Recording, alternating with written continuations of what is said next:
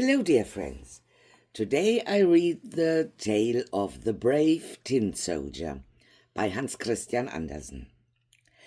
There were once 25 tin soldiers who were all brothers, for they had been made out of the same old tin spoon. They shouldered arms and looked straight before them and wore a splendid uniform, red and blue. The first thing in the world they ever heard were the words, "Tin soldiers," uttered by a little boy who clapped his hands with delight when he lid off the box in which they lay was taken off. They were given to him for a birthday present, and he stood at the table to set them up. The soldiers were all exactly alike, except one, who had only one leg. He had been left to the last, and then there was not enough of the melted tin to finish him, so they made him to stand firmly on one leg, and this caused him to be very remarkable. The table on which the tin soldier stood was covered with other playthings, but the most attractive to the eye was a pretty little paper castle. Through the small windows the rooms could be seen. In front of the castle a number of little trees surrounded a piece of looking-glass which was intended to represent a transparent lake. Swans, made of wax, swam on the lake and were reflected in it. All this was very pretty, but the prettiest of all was a tiny little lady who stood at the open door of the castle. She, also, was made of paper, and she wore a dress of clear muslin with a narrow blue ribbon over her shoulders, just like a scarf. In front of these was fixed a glittering tinsel rose, as large as her whole face. The little lady was a dancer, and she stretched out both her arms and raised one of her legs so high that the tin soldier could not see it at all, and he thought that she, like himself, had only one leg. "That is the wife for me," he thought, "but she's too grand and lives in a castle, while I have only a box to live in, 25 of us all together. That is no place for her. Still I must try and make her acquaintance." Then he laid himself at full length on the table behind a snuff-box that stood upon it, so that he could peep at a little delicate lady who continued to stand on one leg without losing her balance. When evening came, the other tin soldiers were all placed in the box, and the people of the house went to bed. Then the playthings began to have their own games together, to play visits, to have sham fights, and to give balls. The tin soldiers rattled in their box. They wanted to get out and join the amusements, but they could not open the lid. The nutcrackers played at leapfrog, and the pencil jumped about the table. There was such a noise that the canary woke up and began to talk, and in poetry too. Only the tin soldier and the dancer remained in their places.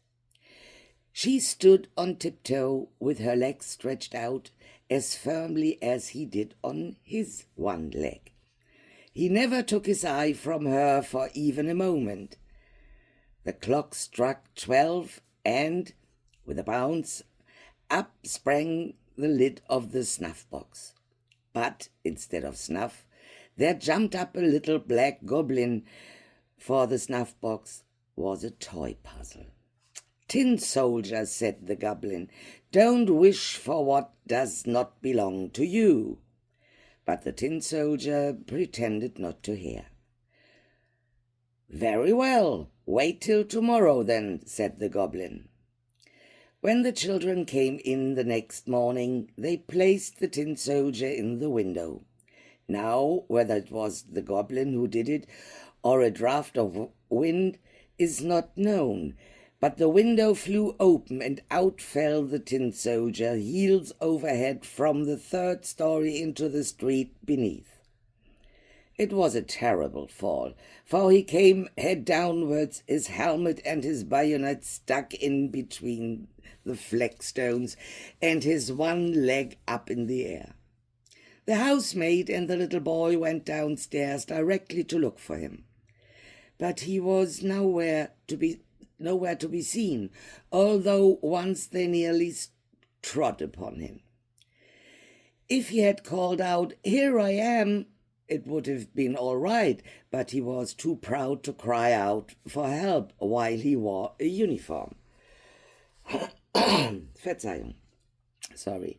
Presently it began to rain, and the drops fell faster and faster, till there was a heavy shower.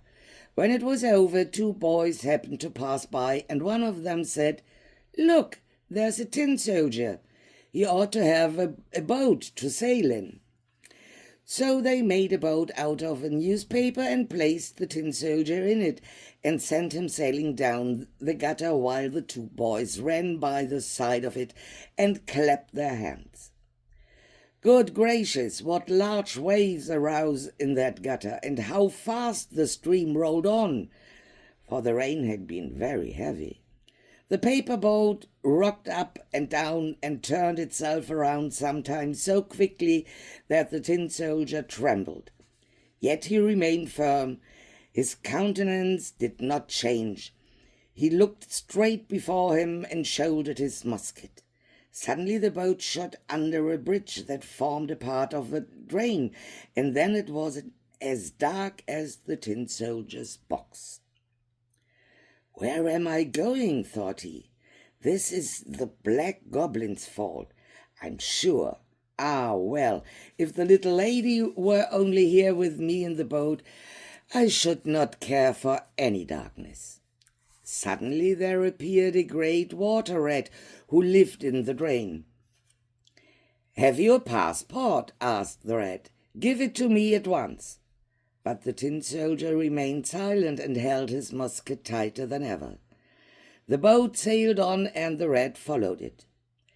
How it did gnash the teeth and cry out to the bits of wood and straw, "Stop him! Stop him! He has not paid the toll and has not shown his pass." But the stream rushed on stronger and stronger. The tin soldier could already see daylight shining where the arch ended. Then he heard a roaring sound quite terrible enough to frighten the bravest man. At the end of the tunnel, the drain fell into a large canal over a steep place, which made it as dangerous for him as a waterfall would be to us. He was too close to it to stop, so the boat rushed on, and the poor tin soldier could only hold himself as stiffly as possible, without moving an eyelid, to show that he was not afraid. The boat whirled around 3 or 4 times, and then filled with water to the very edge. Nothing could save it from sinking. He now stood up to his neck in water, while deeper and deeper sank the boat, and the paper became soft and loose with the wet, till at last the water closed over the soldier's head. He thought of the elegant little dancer whom he should never see again, and the words of the song sounded in his ears. "Farewell, warrior, ever brave, drifting onward to thy grave." Then the paper boat fell into pieces, and the soldier sank into the water immediately afterwards, was swallowed up by a great fish. Oh, how dark it was inside the fish! A great deal darker than in the tunnel, and narrower too. But the tin soldier continued firm and lay at full length, shouldering his musket. The fish swam to and fro, making the most wonderful movements, but at last he became quite still. After a while, a flash of lightning seemed to pass through him, and then the daylight approached, and a voice cried out, I declare here is the tin soldier. The fish had been caught, taken to the market, and sold to the cook, who took him into the kitchen and cut him open with a large knife. She picked up the soldier and held him by the waist between her fingers and thumb and carried him into the room. They were all anxious to see this wonderful soldier who had travelled about inside a fish. But he was not at all proud. They placed him on the table, and how many curious things do happen in the world! There he was in the very same room from the window of which he had fallen. There were the same children, the same playthings standing on the table, and the pretty castle with the elegant little dancer at the door. She still balanced herself on one leg and held up the other, so she was as firm as he. It touched the tin soldier so much to see her that he almost wept tin tears, but he kept them back.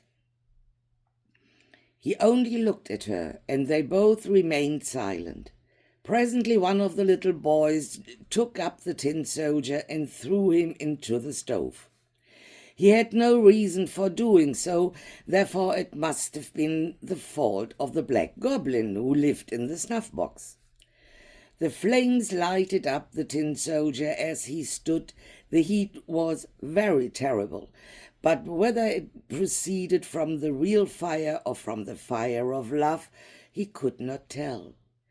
Then he could see that the bright colors were faded from his uniform, but whether they had been washed off during his journey or from the effects of his sorrow, no one could say. He looked at the little lady, and she looked at him. He felt himself melting away, but he still remained firm with his gun on his shoulder.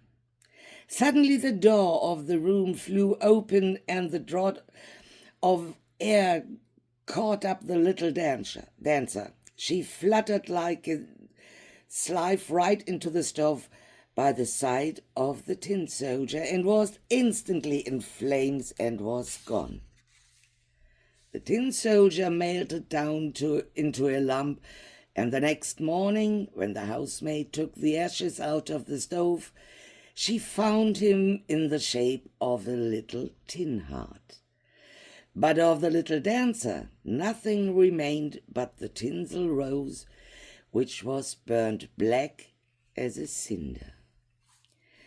This fairy tale was written in 1838. Till next time.